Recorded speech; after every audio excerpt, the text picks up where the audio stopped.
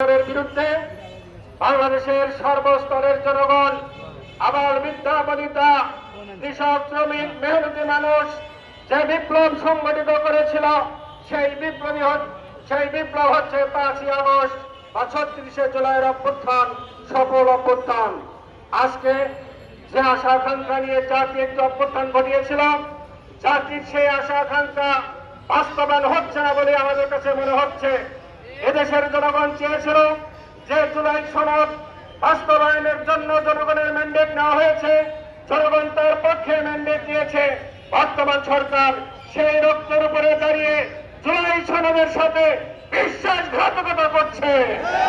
আমরা আজকের এই সমাবেশ থেকে স্পষ্ট বলতে চাই, জনগণের ম্যান্ডেট মেনে নিয়ে জুলাই সনদ বাস্তবায়ন করুন, যাতে বাংলাদেশে আওয়ামী লীগের মতো ফ্যাসিস্ট কোন সরকার প্রতিষ্ঠিত হতে না পারে।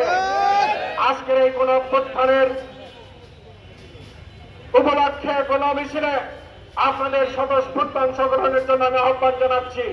আমাদের মিছিল পৌরসভা রোড হয়ে চৌরাস্তা দিয়ে বড়পুল হয়ে এখানে এসে শেষ হবে।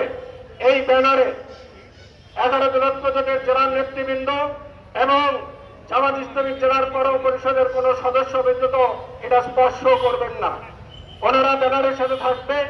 দ্বিতীয় 2 ফিট পরে আরেকটা লাইন হবে, সেই লাইনে অন্যান্য নেতৃবৃন্দ থাকবেন।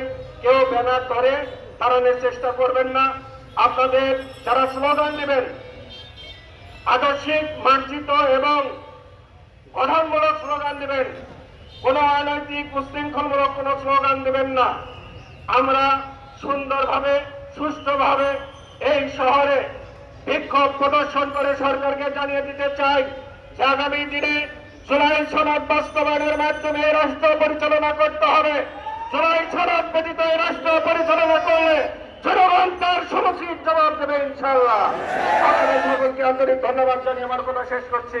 আসসালামু আলাইকুম ওয়া রাহমাতুল্লাহি ওয়া বারাকাতুহু।